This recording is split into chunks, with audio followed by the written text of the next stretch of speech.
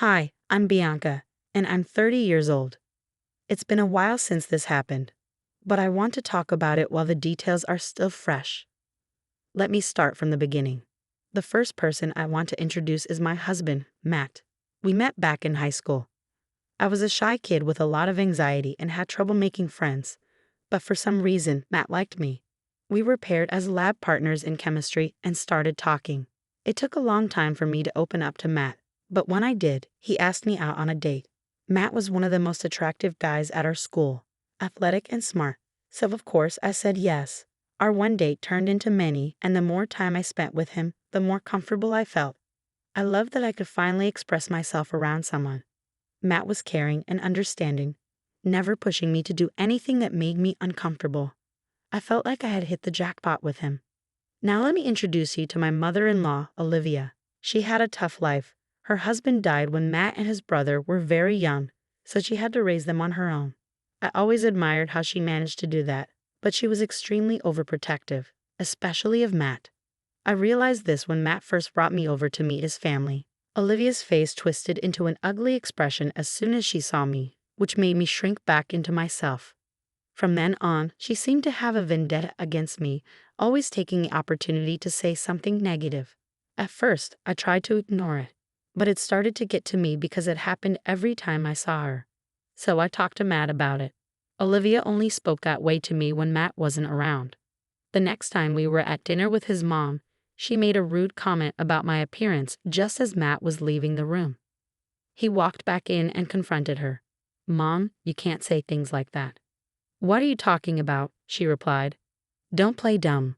Both you and I know that you just said something really rude about Bianca's appearance. It was just a little joke, right, Bianca?" "No, it's not a joke," Matt said. "I know you've been doing this for a while. Do you even know how much effort she puts in to impress you, even though you treat her like crap?" "Oh please, there's no need to make a big deal out of nothing. Apologize to her, or I'm leaving and won't contact you again." "Fine, sorry for saying that, Bianca," she said, but I knew Olivia wasn't serious about her apology. But it felt amazing that Matt stood up for me. I was grateful that he had my back no matter what. Even though Olivia continued to behave the same way for years, it became easier to bear knowing that Matt supported me. The next person I'll introduce you to is Trent, Matt's younger brother. Trent was the only other person who made an effort to talk to me. He took an interest in getting to know me, and because he was Matt's family, it was a lot easier to be comfortable around him. We happened to share many interests and got along really well. Matt was really happy that I connected with at least one of his family members. For the longest time, I thought I had made a special friend in Trent, but as I tell you more about the events, you'll see just how wrong I was. The last person I want to introduce is Rachel, Trent's wife, and my sister-in-law. Rachel was the type of person who would bend over backwards to please someone, no matter if they were right or wrong. When she met Olivia for the first time, they got to talking, and Rachel pretty much agreed with every negative view Olivia had about me. Before long, Rachel became Olivia's partner in everything they did against me. That really hurt. Rachel didn't even know me and never made an effort to get to know me, but she disliked me simply because Olivia did. Over time, I learned to let go of it. Matt and I decided to get married once we were both financially stable. That took about 3 years after graduating college. Once we had well-paying jobs and were able to purchase a house, we decided to tie the knot. Of course, Olivia was not happy about that. She tried to sabotage our relationship in many ways while we were engaged. For example, she tried to convince Matt that he was settling for me without ever dating anyone else, and even tried to set him up on dates with other women. Matt flatly disagreed with her. That one really hurt. I knew Olivia didn't like me, but to actively try to make her son cheat on me was deeply wrong. Matt spent days reassuring me that he would never cheat and would never listen to anything his mother said about me. I knew he wouldn't, but just the fact that Olivia was trying to get him to hurt. At our wedding, Olivia pulled another stunt to disrupt the good mood. When it was her turn to make a toast, she began talking about how her son was marrying a woman she disapproved of and genuinely hoped he would come to his senses soon and leave me. I cried, obviously, but Matt was furious. He had Olivia kicked out, and for the rest of the night, he never left my side. That incident led us to cut off contact with Olivia. We didn't speak to her except during the holidays for the next 2 years. We only saw her at Trent's wedding. We tried our best to avoid her because we were happy for Trent and wanted to celebrate his big day. Somehow, Olivia managed to corner us and asked to talk. Matt didn't want to give her a chance, but I asked him to let her speak. After all, we could hear her out without accepting what she said. "Look, I just wanted to say that I'm really sorry for everything I said that day at your wedding," Olivia began. Matt responded, "If you were really sorry, you would have come to our place and apologized. You had 2 years to do it, but you never did." I was embarrassed. There was no excuse for my behavior on my son's big day. I should have realized that if my son was happy, I should have been happy too. I guess I just didn't have the courage to face you. "Okay, but we did call you on holidays and your birthday. Even if you couldn't apologize face to face, you could have done it over the phone," Matt pointed out. "It was just very hard for me, but I'm owning up to my mistake. I'm sorry. I'm still angry with you, and if Bianca doesn't forgive you, we'll go back to how we've been these past 2 years," Matt declared. I appreciated that Matt let me have a say in it. Unfortunately, I was very big on keeping family close, so I told her I forgave her. I didn't want Matt to be estranged from his only parent. Olivia seemed very grateful, and for a while, she treated me well. Then, about a year later, she went back to her old ways. This time, Rachel joined her. They would constantly mock me, no matter what I said or did. They always found a way to make fun of me. I tried my best to let things go and kept Matt calm too. I knew that if either of us said or did anything, it would end with us cutting all ties with Olivia, and I didn't want that. One weekend, Matt and I were rudely interrupted by Olivia, Rachel, and Trent. It was supposed to be a relaxing weekend, but we were startled by banging on the front door. I lazily made my way to the door, and as soon as I opened it, Olivia and Rachel pushed past me and walked in, followed by Trent. Each of them held a box that looked heavy. As Matt walked over to the living room, I could see he was just as confused as I was. "What's going on? What are you guys holding?" he asked. "This right here is proof," Olivia declared. "Proof of what?" Matt asked. "Of Bianca having an affair," Olivia said. "Excuse me? What makes you think I've been having an affair?" I asked, shocked. "I always knew there was something wrong with you, and I wasn't alone." Rachel felt the same way too. "I mean, at every family gathering, you suddenly had work. Once or twice, it's fine, but every single time? That's suspicious," Olivia accused. "It's not suspicious. I'm literally an on-call nurse. You guys just happen to be there whenever I get called. And I get called in other times too," I explained. "Wow, you're bold. You're lying right to our faces when we have proof," Rachel interjected. "Matt, I swear I haven't ever cheated on you. I don't know what proof they have. But I promise you it's not me," I pleaded. "Calm down, Bianca. It's okay. I doubt you'd ever cheat on me. I'm just curious to see what Mom and Rachel found," Matt said. "Believe me, your views about your wife are about to change once you see this." "How did you even get this evidence?" I demanded. "Rachel and I hired a private investigator who followed Bianca around for the last 6 months," Olivia explained. "We just got the evidence from the PI's office and came here straight away. That's beyond creepy and violating. What the hell is wrong with you guys?" Matt exclaimed. "You have no say in anything, you cheating piece of crap," Rachel snapped. "Enough. Let Bianca and I see the evidence," Matt commanded. I was furious. What had I ever done to these two? I had always stayed out of their way, and yet they tried to come between Matt and me. Hiring a private investigator to follow me around for 6 months was beyond deranged. I was more than curious to see what this so-called evidence was. Matt looked at me, and for a moment, we had a silent understanding that everything was going to be okay. Matt knew I could never cheat on him.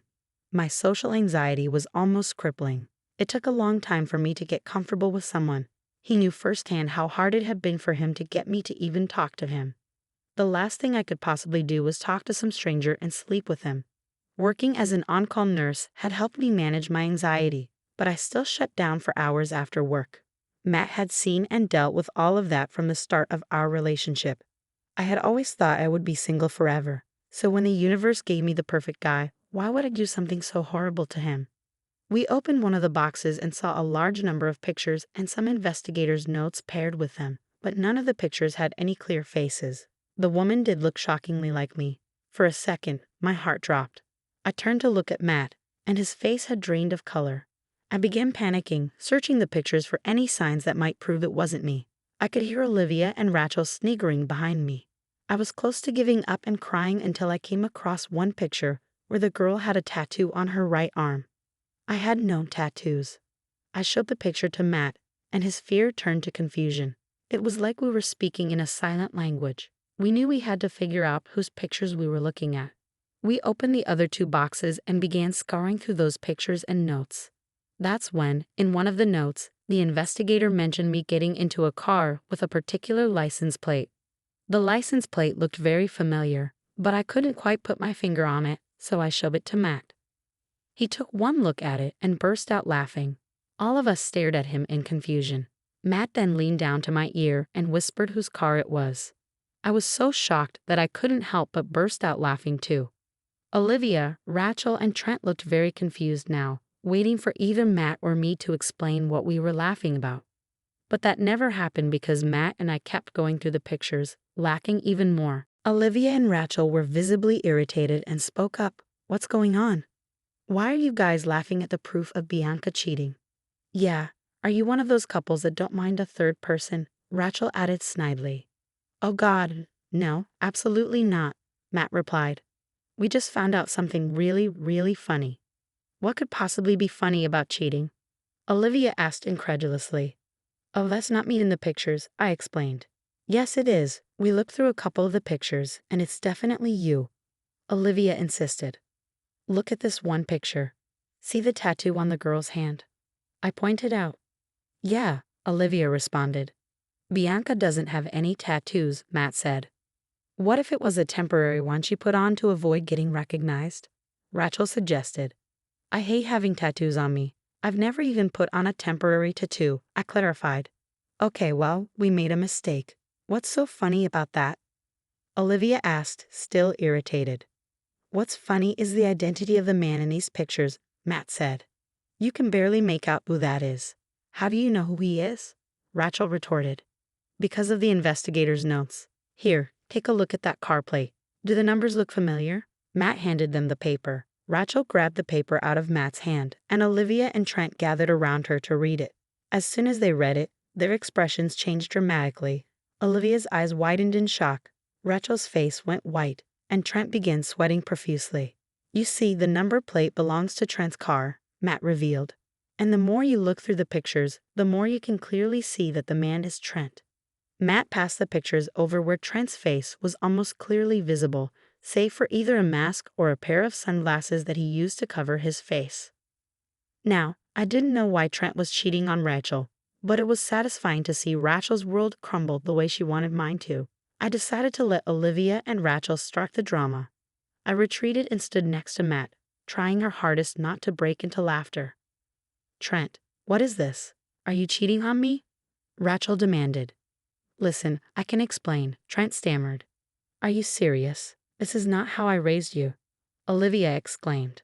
"I'm sorry, but I never loved Rachel to begin with," Trent admitted. "What? Why? What did I do that was so wrong?" Rachel asked, devastated. "You didn't do anything wrong, Rachel. I was just in love with someone else from the start," Trent confessed. "Who was it?"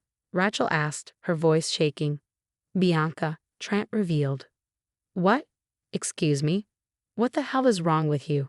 Matt exploded. "Man, really? You were in love with Bianca?